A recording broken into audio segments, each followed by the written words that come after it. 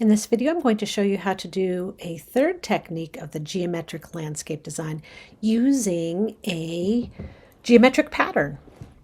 So I've opened up a photograph, a landscape that I've taken at the marsh. This one works really for any kind of landscape, whatever you want, as long as it's your photo. And then I'm going to go over to Google and search triangle pattern design, or you can, it doesn't have to be a triangle to you, whatever kind of geometric design that you want. I thought I'd try a triangle, and I found one here that I like. And I've noticed I've made my window so that I can see my Photoshop a little bit behind my Chrome window. And I can literally click, drag, and let go. Gives me a little check on a profile mismatch, but that's fine. Just say okay to that.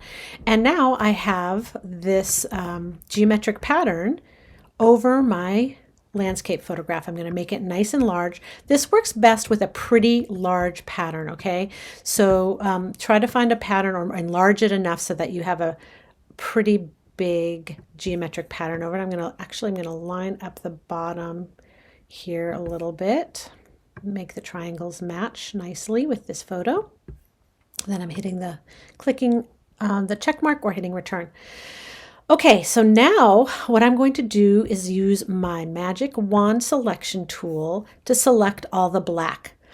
Command D is deselect. I just want to show you if contiguous, which means next to, is selected, it's only going to grab individual triangles, and that can work too. Let's just say you wanted some random triangles, but I want all the triangles. So I'm going to turn off contiguous, and what that means is it's going to grab all the black in the whole document. And actually I'm going to pick up some of these little gray too, because I want gray. I want all of these. I'm getting a little bit of noise here, some little pixels here and there, but this is going to mostly work, okay?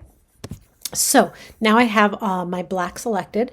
In the layers palette, I'm going to turn off the eyeball so I don't see that pattern anymore. And I'm going to click on the background layer because I want to affect the background layer using this triangle selection. Now you can do all kinds of things here and get really creative. The one thing that will be really dramatic is invert. And basically it's just inverting the selection by the triangles. That looks pretty crazy. I'm going to do a Command Z. I just want to show you some possibilities here. I could do hue saturation and maybe just affect the lightness or darkness. So it's really just, see now those selected areas are getting lighter or they're getting darker, but you can still see the photo through that. So that's a possibility. You could combine some of these. You could bring down the saturation to make it black and white, or bring up the saturation. I think for this, maybe I'll add an inverse to it too. What happens if I do an invert and a light and dark? Yeah, some pretty crazy things. Maybe that's a little bit too crazy for me.